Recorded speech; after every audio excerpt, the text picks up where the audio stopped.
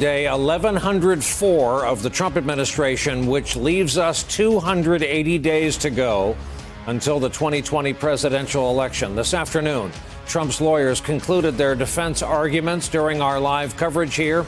This is the eve, of course, of the next phase. Questions from senators themselves conveyed through the Chief Justice, with a massive drama playing out on the Republican side, where tonight their leader, Mitch McConnell, told his colleagues on the Republican side there are not yet enough votes to block the Democrats' demands for testimony and documents. Earlier on this network, Minority Leader Chuck Schumer offered up his own vote count. I think there are 10 to 12 Republicans who are in play. And these are 10 to 12 people who have never said a negative word about witnesses and documents. More on that in a bit. The reports of McConnell's vote deficit surfaced after his closed meeting with Republican senators that was held shortly after Trump's lawyers wrapped up their case for his acquittal. There is no violation of law. There's no violation of the Constitution. There is a disagreement on policy decisions. That is not what the framers intended. And if you lower the bar that way, danger, danger, danger. Overturning the last election and massively interfering with the upcoming one would cause serious and lasting damage to the people of the United States and to our great country. The Senate cannot allow this to happen. With regard to what John Bolton has said, which referenced a number of individuals, I don't know what you'd call that. I'd call it inadmissible. John Bolton is the man of the hour, of course. The former national security advisor is at the top of the Democrats' witness list. The calls for his testimony have grown even louder following the New York Times reporting on what's in his forthcoming book and the allegation that Trump told him he wanted to freeze that aid to Ukraine until Ukraine came through with an investigation into all things Biden. That directly contradicts Trump and his legal team. Mitt Romney, Republican of Utah, has said he wants to hear from Bolton. Today, another Republican senator seemed to agree. Mr. Bolton probably has some things that would be helpful for us, and we'll figure out how we might be able to learn that.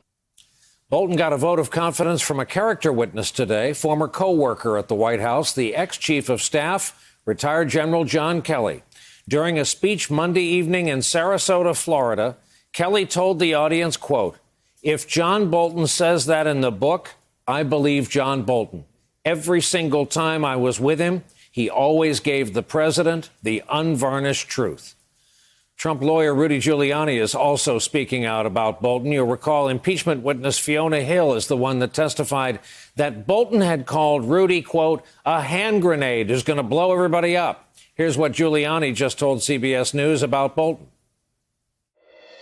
He never said to me, "I've got a problem with what you are doing in Ukraine." Never once, never winked, never sent me a little note. He is a personal friend, I thought. So here's the only conclusion I can come to, and it's a harsh one, and I feel very bad about it. He's a backstabber. While Democrats push for Bolton and others, Republicans argue they ought to be able to summon their own witnesses in that case. Some have even floated a one-for-one witness exchange.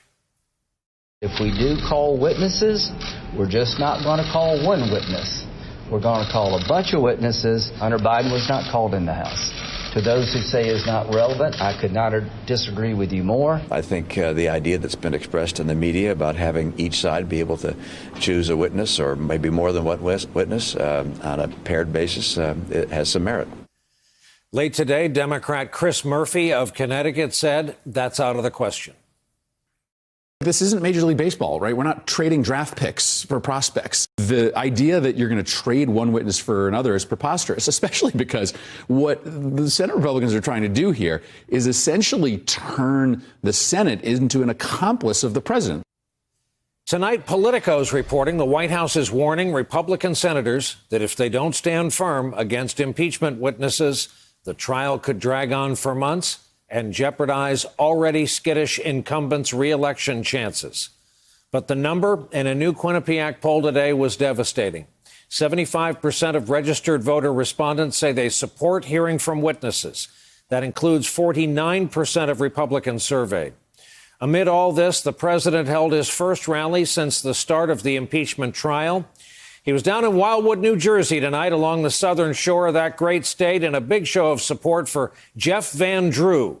Mr. Van Drew was a Democratic congressman who voted against impeachment, later switched, became a Republican, now has an enormous target on his back.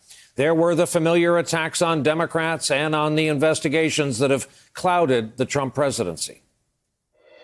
While we are creating jobs and killing terrorists, the congressional Democrats are obsessed with demented hoaxes, crazy witch hunts, and deranged partisan crusades. The American people are disgusted by the Washington Democrat and you see it.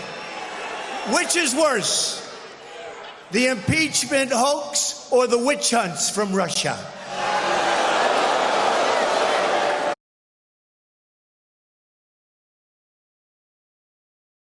Hey there, I'm Chris Hayes from MSNBC. Thanks for watching MSNBC on YouTube. If you want to keep up to date with the videos we're putting out, you can click subscribe just below me or click over on this list to see lots of other great videos.